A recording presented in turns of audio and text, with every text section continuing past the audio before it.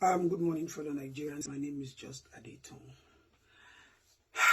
Now, wow, I've not been able to put myself together since yesterday concerning the case of CHRISTLAND school and the whole discovery, the video and everything. And this just comes back to the whole thing we have been talking about. I remember during Sylvester Romani's case, I remember we were all on the streets, showing our concerns as parents. Like I always say, one person gives birth to a child and the whole society comes to train the child. And I remember part of the letters that we did, we received response from the Ministry of Justice. We received response from one or two other government parastatals. And one of the things we were talking about is securing the safety, securing the confidence, securing the mental stability of our children. And this is what has come to play. For those of you who have been opportune to watch the video, we can't no.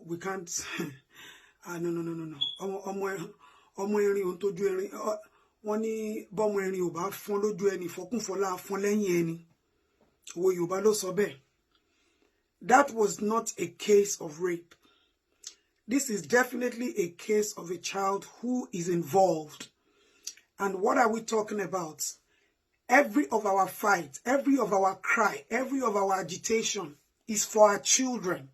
It is not for we. It is for our children to have a better society. It is for our children to have a better life. It's for our children to be safer. It's for the street to be safer for our girls, for our children.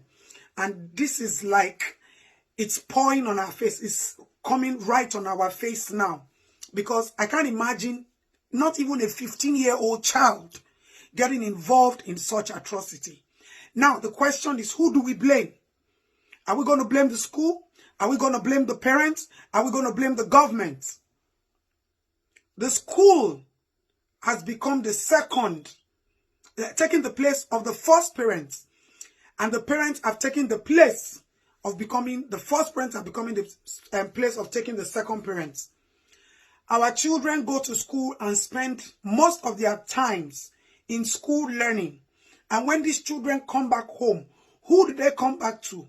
What do they come back to meet? A lot of parents are busy working. A lot of parents will give their children phones and say, okay, I want to communicate with my child so that I want to know what is going on. We are watching after the physical safety of our children. We basically ignore the mental safety of our children.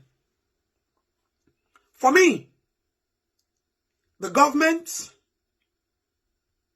and the parents, the school didn't take proper monitoring. Maybe they didn't have enough hands to have separated those children. Because in the first instance, what is a boy and a girl doing in the same room? If the boys are in a separate hotel, the girls are in a separate hotel. The government is not putting a strong hand, strong control, strong enforcement on a lot of private schools. We realized that during Sylvester Romani's case. These private schools have a very, very strong cabal. They have a very, very strong influence on the government rather than the government having a strong influence on them. Now, you shut down CHRISTLAND. The same thing they shut down Dowen College. And after some time, while we thought investigations were going, and we're waiting for the government to say, okay, this is what the government is going to do to avert such issue, the government has been able to do it. Bam! Just a few days ago, I learned that Dowen College is open. The government has failed to understand that the key principal responsibility is for creating an enabling and safe environment for our children to thrive. That child, those children needs to go for proper counseling. They need to put them down and find out what has been going on. Because that is often, obviously, not a first act. It's not the first time. One of the things we insisted the government should do is to have counselors visiting our schools. And these counselors are independent bodies so that our children can be open and talk to them in case they are going through. A lot of children can't open up to their parents. If not, you went to Dubai, you came back. You couldn't tell your parent that, okay, somebody touched you. You were bleeding if.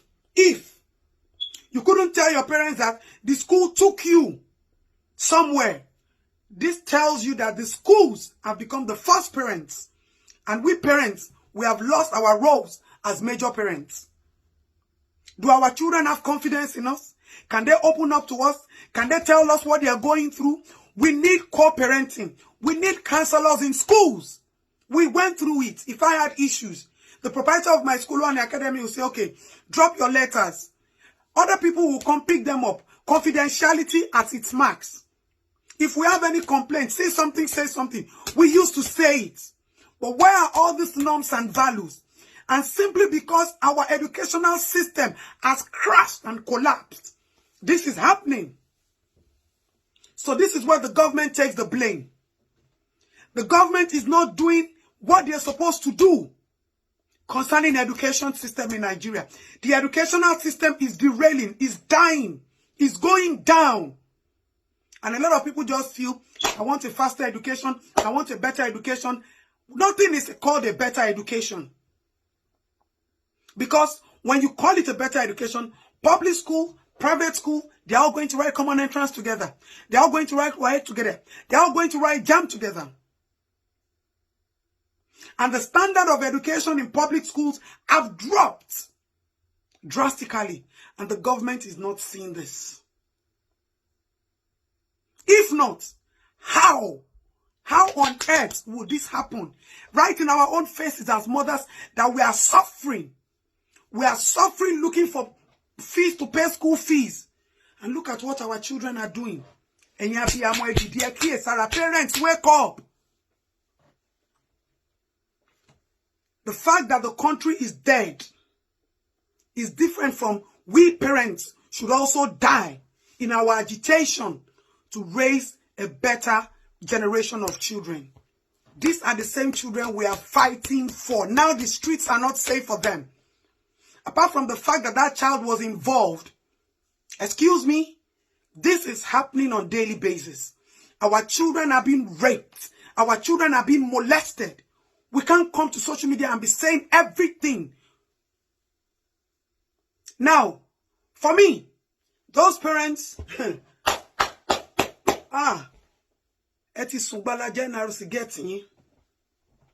because if your child cannot come to you and tell you what he or she is going through, you are failing somewhere.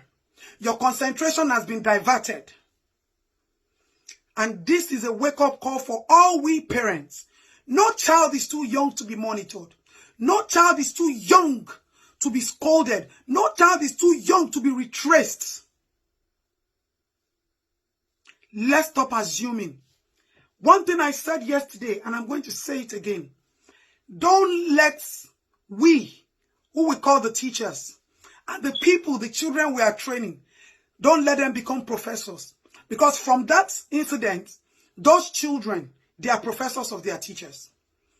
When it comes to discipline, don't let your child be the professor, because what you don't want your child to do, and you are using love to avert it.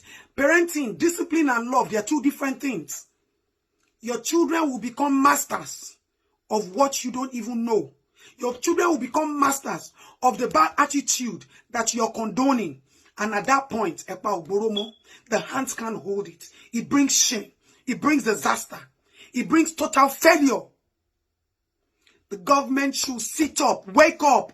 It's not about road construction. It's not about light. It's not about road and constructions.